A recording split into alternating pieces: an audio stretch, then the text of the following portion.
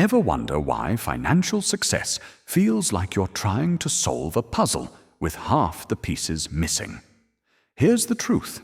You're not missing pieces. You're using the wrong playbook entirely. What do I mean by wrong playbook? Well, picture this. Most people are navigating wealth building with a chaotic, incomplete map full of dead ends and detours. Meanwhile, wealthy individuals have a structured, organized playbook that actually leads somewhere. It's like comparing a child's crayon drawing to an architect's blueprint. So, there really are different rules for different people? Well, not different rules, different understanding of the rules. While most of us are stumbling around hoping to accidentally bump into success, the wealthy have a step-by-step system that turns obstacles into opportunities. Think of wealth building like climbing a staircase. Each step represents a specific principle that builds on the previous one. Most people try to jump to the top, but the wealthy climb methodically, one rule at a time. Let's talk about Ray Dalio's worst day ever. It's 1982, and this future billionaire is sitting at his desk, completely broke, surrounded by the wreckage of his catastrophic market predictions. But instead of throwing a pity party, he does something extraordinary. You may ask, what could possibly be extraordinary about being broke? Well, he starts writing, not excuses, not blame letters, but detailed notes about every mistake he made, every bad assumption, every missed signal, every moment where his ego overruled his logic.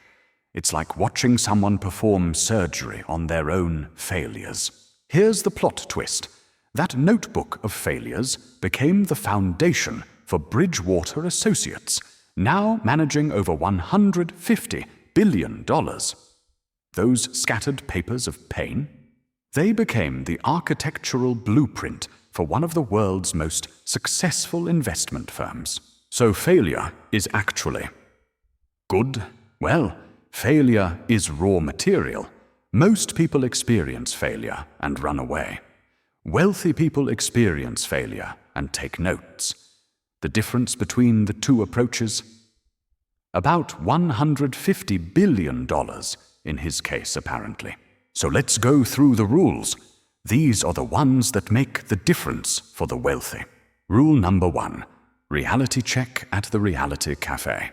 Welcome to the Reality Cafe, where the menu has two options: what you want to see and what's actually there. Most people order the rose-colored glasses special. Everything looks prettier, but you keep walking into walls. But wait, isn't optimism supposed to be good for success? Of course, optimism is great. Rose-colored glasses? Not so much. There's a difference between I can handle whatever reality throws at me, and reality will magically become what I want it to be. Wealthy people use reality like a brutally honest mirror. It might show them things they don't want to see, but at least they can fix their hair before the big meeting. The mirror doesn't lie. It just reflects what's actually there. But doesn't this make people cynical? Not cynical, strategic. They'd rather deal with harsh truths early than pleasant lies later. Think of it this way. You can build a beautiful castle on sand, but the first wave will knock it down. Wealthy people prefer boring, solid foundations over Instagram-worthy structures that collapse. Reality always wins. The question is whether you're playing for its team or against it. Rule number 2. Pain. Your unpaid consultant. Most people treat pain like a fire alarm, something to shut off as quickly as possible. But what if pain is actually trying to tell you something important? What if it's like having a consultant who works for free and never lies? So are you saying we should enjoy being miserable? No. not enjoy it, use it. There's a difference between suffering and learning. Most people just suffer. Wealthy people transform their suffering into a database of wisdom. Here's Ray Dalio's magic formula. Pain plus reflection equals progress. It's not just motivational poster material. It's a practical methodology. Every time something hurts, instead of running away, you grab a notebook and ask, what is this trying to teach me? What does this reflection actually look like? It's like being a detective investigating your own life. Instead of, why me? You ask, why this?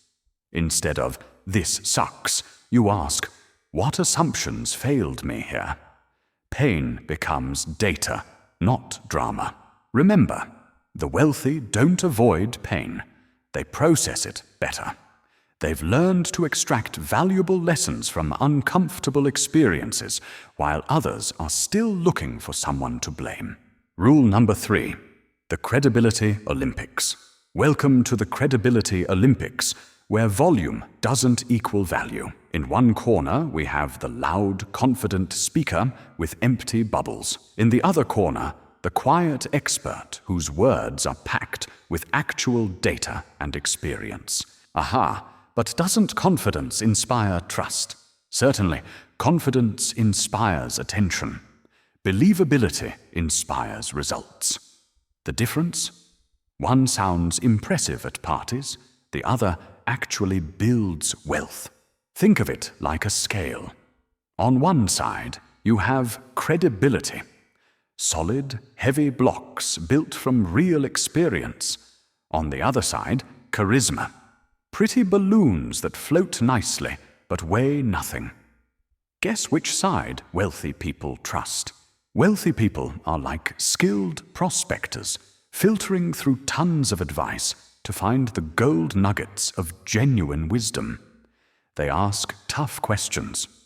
What's your track record? What's your skin in the game? Have you actually done what you're telling me to do? Okay, and how do you tell the difference between confidence and credibility? Quite easy, actually. Confidence tells you what might happen. Credibility shows you what actually happened. One is a prediction, the other is a track record. Rule number 4, emotions. The worst CEO ever. Imagine hiring a CEO who makes business decisions based on whether they had a good breakfast that morning. Terrifying, right? Yet most people let their emotions captain their financial ship through the stormy seas of life. Makes kind of sense. But aren't emotions part of being human? Of course, absolutely. Emotions are fantastic for relationships, art, and knowing when to pet a dog. They're terrible for deciding when to buy stocks, start businesses, or make any decision involving money. Here's the thing. When an airplane pilot hits turbulence, do you want them following a well-practiced checklist or feeling it out? Wealthy people create their checklists during calm weather, then stick to them when the storms hit. Most people's decision-making looks like a tornado hit their brain. Wealthy people's minds look like a well-organized filing system. Everything has its place, and emotions don't get to reorganize the files. I see. So wealthy people are emotionless robots. No, they are not emotionless, but rather emotionally intelligent. They feel their emotions, acknowledge them, then make decisions based on predetermined principles rather than momentary feelings. Rule number 5, failure, the world's best teacher.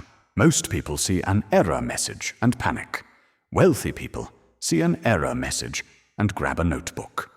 It's like having the world's most honest teacher. Brutal feedback, but incredibly valuable lessons. But isn't failure supposed to feel bad? Sure, it does feel bad. The difference is what you do with that feeling. Most people turn "I failed at something" into "I am a failure. It's like going from I got a wrong answer to I'm bad at math. Wealthy people treat failure like a GPS rerouting signal. It's not saying you're a terrible driver and should never drive again. It's saying that route didn't work. Let me show you another way. They become forensic scientists of their own failures, examining each mistake under a microscope until they discover the golden insights hidden inside. Every failure contains the DNA of future success, but only if you're willing to do the autopsy. Sounds good, but how do you examine failure without it destroying your confidence? It's actually easy if you know how to do it. You need to separate the action from your identity. This strategy failed is different from I am a failure. One is data, the other is drama. Rule number 6. Principles. The ultimate boss. Most people's lives are like tents, only held up by personality and mood. They're pretty unstable when the weather changes. In contrast, wealthy people build their environments like skyscrapers with strong principle beams that stay solid no matter what emotional earthquakes hit. I see, but doesn't personality matter in business? Well, personality is great for making friends. Principles are great for making money. The difference? One depends on who's having a good day. The other depends on what actually works. Think of it like a courtroom. Decisions are based on evidence and established law, not on whether the judge likes your outfit. Wealthy people create their own courts, where principles, not personalities, make the final call. Ray Dalio's famous principle: don't let your need to be right be more important than your need to find out what's true. Most people want to win arguments. Wealthy people want to win at life. And what happens when principles conflict with what feels good? Principles simply win. That's literally the point. Anyone can make good decisions when they feel good. The real test is making good decisions when you feel terrible. Rule number 7. The success factory. Most people celebrate success and move on. Wealthy people celebrate success and then ask, how do I build a factory that produces this result consistently? They don't just have wins, they manufacture them. So celebrating success isn't enough? Celebrating is great. But imagine if McDonald's celebrated making one good burger and then forgot how they made it. They'd be out of business in a week. This is the difference between being a one-hit wonder and building a money-making machine. While most people rely on inspiration and motivation, wealthy people build systems that work even when they don't feel like it. They turn every successful action into a documented process, every insight into a reusable framework. It's like creating a recipe for success that anyone can follow, including future you on your worst day. And how do you systematize something that felt spontaneous? You reverse engineer it. Break down exactly what you did, when you did it, why it worked, and what conditions made it possible. Then you create a system that recreates those conditions. Rule number 8. Engineering versus hoping. Here's the final plot twist. Wealth isn't about getting lucky. It's about engineering your own luck. While most people are rolling dice and hoping for the best, wealthy people are following blueprints that lead to predictable results. I see. But what about people who just inherit wealth or get lucky? Sure, some people win the lottery. But systematic wealth builders don't hope for lightning to strike.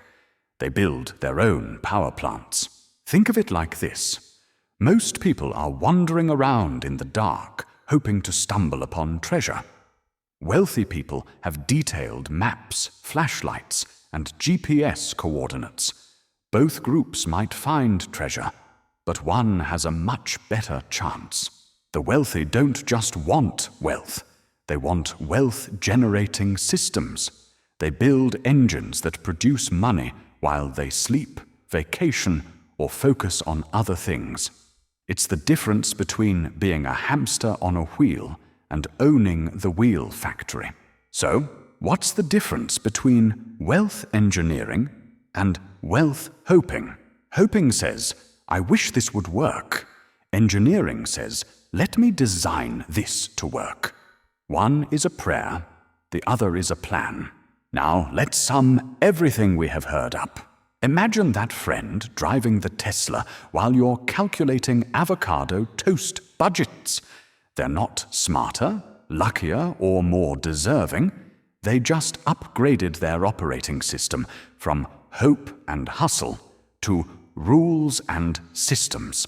So, in essence, what's the real difference between wealthy and struggling people? It is not talent, connections, or luck.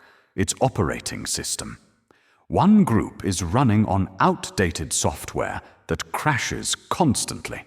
The other group upgraded to a system that actually works. These 8 rules aren't just random tips. They're pieces of a complete framework. When you put them together, you get a clear picture of how wealth actually works, not how we hope it works. Number 1, face reality, not fantasy. Number 2, process pain into progress. Number 3, trust credibility over confidence. Number 4, let principles guide decisions, not emotions. Number 5, treat failure as data, not identity. Number 6, build systems based on rules, not personality. Number 7, systematize everything that works. Number 8, engineer wealth. Don't hope for it. So where do I start? Just pick one rule that resonates with your biggest current challenge. Don't try to transform everything overnight. Just start thinking like someone who already has the better operating system. The distinction between wealthy and struggling isn't about being born special. It's about choosing to play by rules that actually work. The question isn't whether you can learn these rules, it's whether you'll implement them. So, are you ready to upgrade your operating system? The blueprint is right here. What are you going to build with it?